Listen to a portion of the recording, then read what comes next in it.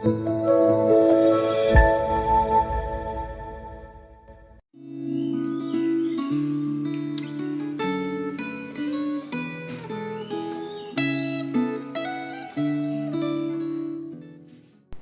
saudara-saudara yang dikasihi oleh Tuhan. Kita mengucap syukur untuk kesempatan kita boleh sekali lagi merenungkan firman Tuhan. Dan saat ini kita mengajak setiap kita untuk terlebih dahulu bersatu di dalam doa. Mari kita berdoa. Ya Tuhan, kami saat ini mengucap syukur kepada Tuhan untuk kesempatan kami boleh kembali merenungkan firman Tuhan. Biarlah ya Tuhan, di tengah-tengah perenungan firman Tuhan ini kami boleh sungguh diingatkan betapa Tuhan begitu mengasihi kami dan betapa kami sangat membutuhkan Tuhan di dalam hidup kami. Inilah setiap kami Tuhan, kami sudah siap mendengar dan diubahkan oleh firman-Mu. Dalam nama Tuhan Yesus kami sudah berdoa dan mengucap syukur. Amin. Saudara-saudara, saya mengajak setiap kita untuk merenungkan firman Tuhan dari satu bagian Alkitab yang menarik, yaitu dari kitab Yeremia pasalnya yang ke-15. Yeremia pasalnya yang ke-15, saya akan membacakan beberapa ayat untuk kita semua, dan silahkan saudara-saudara menyimaknya di dalam Alkitab saudara masing-masing. Dari Yeremia pasal yang ke-15. Yang pertama kita akan membaca ayat yang ke-10. Celakalah aku, ya ibuku, bahwa engkau melahirkan aku, seorang yang menjadi buah perbantahan dan buah percederaan bagi seluruh negeri. Aku bukan orang yang menghutangkan ataupun orang yang menghutang kepada siapapun, tetapi mereka semuanya mengutuki aku. Selanjutnya kita akan membaca dari ayat yang ke-15. Engkau mengetahuinya ya Tuhan, ingatlah aku dan perhatikanlah aku. Lakukanlah pembalasan untukku terhadap orang-orang yang mengejar aku. Janganlah membiarkan aku diambil karena panjang sabar-Mu. Ketahuilah bagaimana aku menanggung celaan oleh karena Engkau. Apabila aku bertemu dengan perkataan-perkataan-Mu, maka aku menikmatinya. Firman-Mu itu menjadi kegirangan bagiku dan menjadi kesukaan hatiku, sebab nama-Mu telah diserukan atasku, ya Tuhan Allah semesta alam. Saudara, judul perenungan kita pada hari ini adalah panggilan pemberita firman. Saudara-saudara, Nabi Yeremia ini mirip-mirip dengan Ayub. Mengapa mirip? Karena tadi pada ayat yang ke-10 yang kita barusan baca bersama dikatakan bahwa Nabi Yeremia ini mengutuki hari kelahirannya. Yeremia mengutuki hari kelahirannya dan dia meratap. Mengapa? Atau apa yang dia ratapi? Dia meratapi kejahatan bangsanya. Dia meratapi kedegilan hati bangsanya. Mengapa? Karena pada waktu itu bangsanya menolak Tuhan. Pada waktu itu bangsanya menolak Tuhan dengan cara mengutuk dan mengucilkan langsung Nabi Yeremia. Dan sebagai nabi Tuhan, tentu ini adalah sebuah hal yang sangat menyakitkan bagi dia. Ketika dia harus dikutuk dan dikucilkan oleh bangsanya sendiri karena dia memberitakan firman Tuhan. Dan saudara-saudara, pada waktu itu firman Tuhan itu isinya adalah berita penghukuman. Dan karena waktu itu bangsa Israel tidak mau mendengarkan berita yang tidak enak, sehingga mereka kemudian mengutuk dan mengucilkan Nabi Yeremia. Nabi Yeremia menderita celaan karena ia menyampaikan firman Tuhan kepada umat Yehuda. Dan kemudian Nabi Yeremia meratap, sangat meratap. Karena apa? Karena umat Yehuda akhirnya menolak untuk bertobat. Dengan mereka menolak firman Tuhan, sama dengan mereka juga menolak untuk bertobat. Namun kemudian di ayat yang ke-16, tadi juga saya sudah bacakan untuk kita semua. Di bagian ini ada sebuah hal yang berbeda, seperti ada turning point dan ada mood yang ditawarkan oleh Yeremia, sebuah mood yang berbeda, sebuah nuansa yang kok agak berbeda. Kenapa? Karena Yeremia yang sebelumnya itu mengutuki hari kelahirannya, yang sebelumnya mengeluh kepada Tuhan, yang sebelumnya ngambek karena dia merasa Tuhan itu kok diam-diam aja waktu dia sedang dikutuk dan dikucilkan bangsanya sendiri.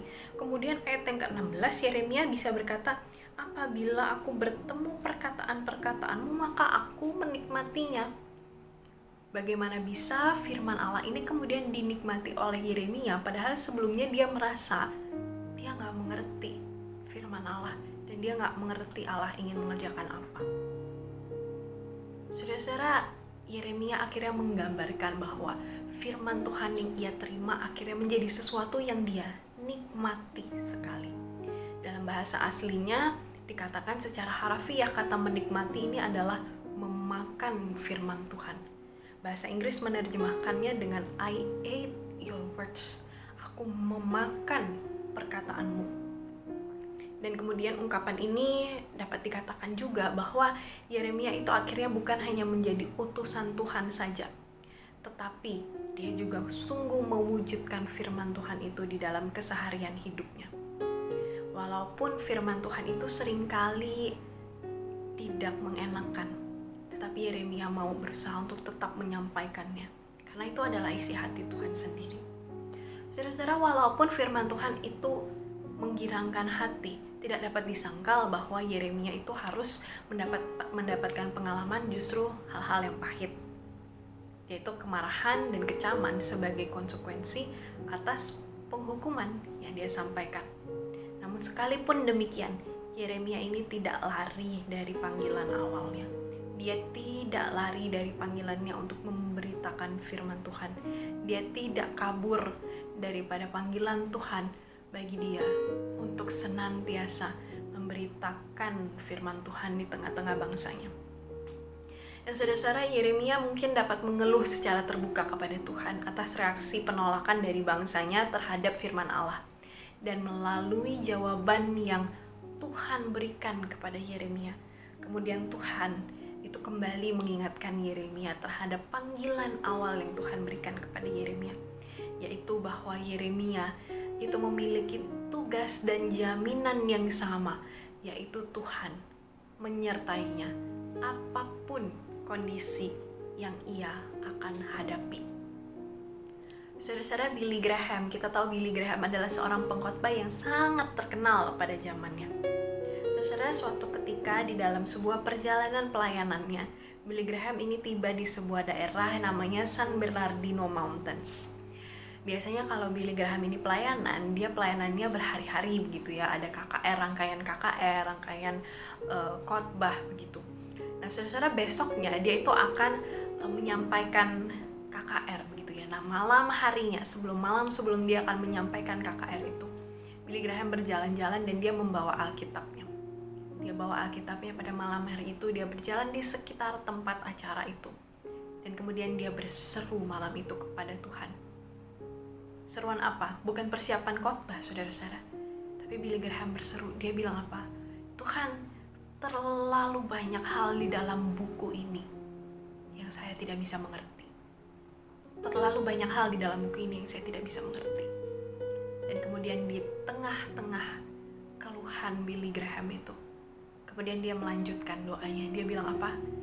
Ya Roh Kudus, bebaskanlah aku dari kebingungan ini, sehingga aku bisa mengatakan apapun yang ingin Engkau katakan. Aku akan menerimanya dan memberitakan firman-Mu sekalipun aku bingung. Aku akan memberitakan firman-Mu dengan iman. Dan kemudian di tengah pergumulannya ini, Billy Graham akhirnya tetap memberitakan firman Tuhan. Banyak orang bertobat dan Billy Graham dipakai Tuhan dengan hebat.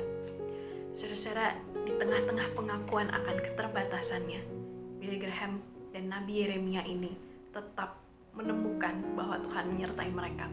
Mereka tetap mempercayakan diri mereka kepada Tuhan, dan kemudian mereka menyaksikan bahwa Tuhanlah yang bertindak, dan bahwa mereka adalah alat yang Tuhan pakai untuk menyatakan kuasanya di tengah-tengah bangsa yang tidak mengenal Tuhan. Saudara-saudara, Nabi Yeremia dikatakan dia menerima konsekuensi atas apa yang biasa dialami oleh nabi-nabi pada masa tersebut ketika mereka memberitakan berita atau nubuatan mengenai penghukuman. Dan kemudian Tuhan Yesus berkata pada perjanjian baru, "Berbahagialah kamu jika karena aku kamu dicela dan dianiaya, dan kepadamu difitnahkan segala yang jahat. Bersukacitalah dan bergembiralah karena upahmu besar di sorga. Sebab demikian juga telah dianiaya nabi-nabi yang sebelum kamu." Saudara-saudara, maka dari itu, saudara, ketika saat ini kita menghadapi tantangan untuk memberitakan Injil, untuk kita memberitakan kabar kepada orang lain, untuk kita menyampaikan firman Tuhan kepada orang lain, saudara, ingatlah Nabi Yeremia juga pernah dihina dan dicerca. Dia bahkan dikucilkan oleh satu bangsa karena dia memberitakan firman Allah. Dan Allah pun tetap bekerja di dalam hidupnya. Yeremia sekali lagi tidak kecewa kepada Allah. Tetapi kemudian dia mempercayakan bahwa di tengah kebingungan dan keterbatasannya, dia tetap mengandalkan Allah. Dan kita lihat Allah sungguh bekerja. Bagaimana dengan saudara-saudara dan saya? Apakah kita saat ini menjadi orang-orang Kristen yang manja, yang merasa terlalu nyaman, sehingga kita tidak mau memberitakan firman Tuhan? Mari kita berdoa. Ya Tuhan, firman-Mu telah selesai kami renungkan. Tetapi ya Tuhan, kami rindu agar kuasa-Mu terus bekerja dan mengurapi kami, pemberita-pemberita firman-Mu ini. Bekerjalah di dalam kami ya Tuhan, sebab kami tidak berani mengandalkan diri kami sendiri di dalam memberitakan firman-Mu. Dan kiranya Engkau-lah yang menguatkan kami. Terima kasih ya Tuhan, di dalam nama Tuhan Yesus kami sudah berdoa dan mengucap syukur.